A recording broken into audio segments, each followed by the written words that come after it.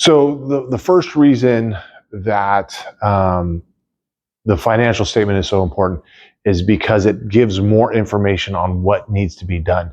You're buying your home, you're buying your investment. The first thing we start with is the financials when you're talking to a loan officer, and it's important that you get those correct. So a little bit of background why it's so important, what is so important about doing them.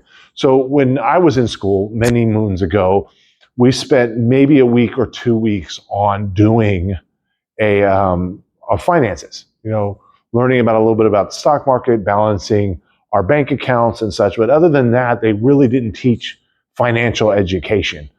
I started learning about financial education after I was a finance geek when I was a kid anyways, but at the end, I was really into finances when I got older in life, when I realized that what I was doing wasn't working. So what ends up happening is the majority of people just simply, they get paid, right? They get their pay, right?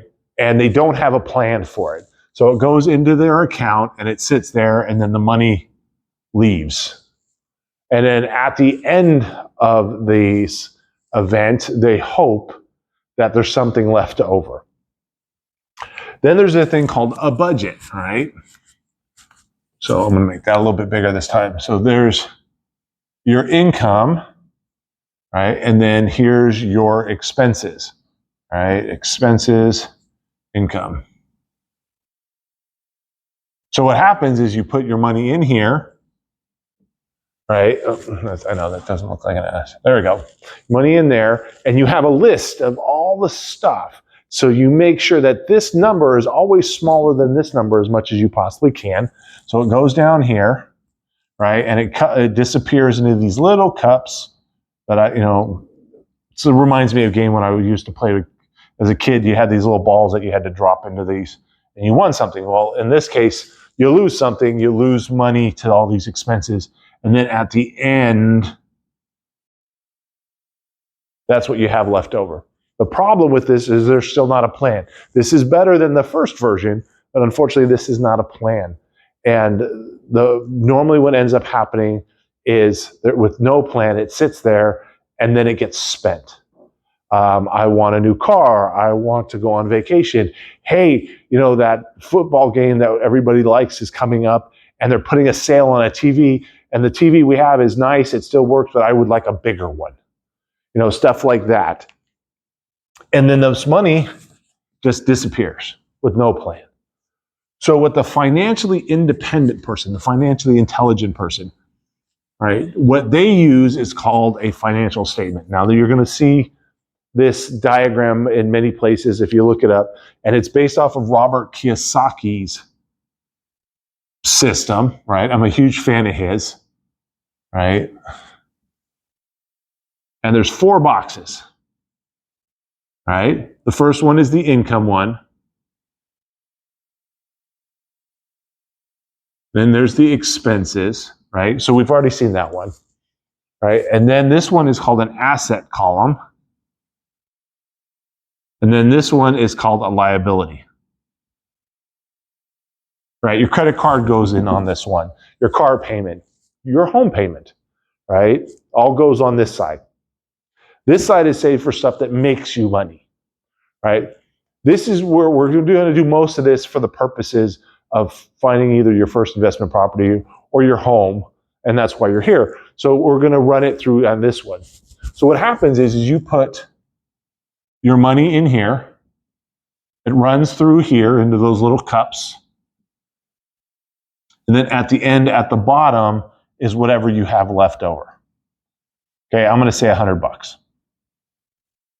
All right, just for easy math, or we'll say $1,000. I like $1,000 better. So you've done all that, and then you have $1,000 left over. You can put it in your bank account. You could absolutely do that. My recommendation, though, is you talk to a financial planner who knows how to properly invest, and you tell them what your goal is. My goal is I want to buy a home, right? Or buy your first investment property. And what you want is you want to put that together with a plan, and this helps with that plan. So this money goes a certain direction. So what I would suggest is that, that we break this up into 3 categories, right? We have our investment category, right? This is the money that you'll use to invest in your home, right? Or your investment property. We have your emergency fund, and then we have your play money.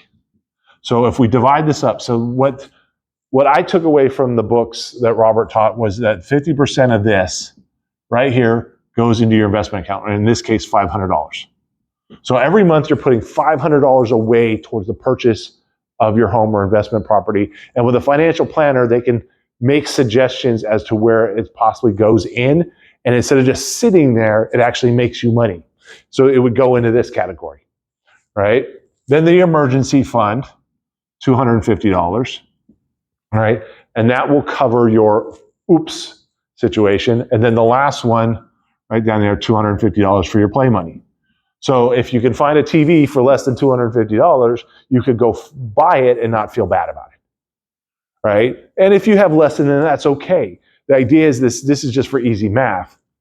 And the goal, though, is to do this. So that is why you want to do a financial statement instead of just doing a budget or hoping, right? This will get you where you want to go faster, gives you a plan, and then based on what that plan looks like, gives you options.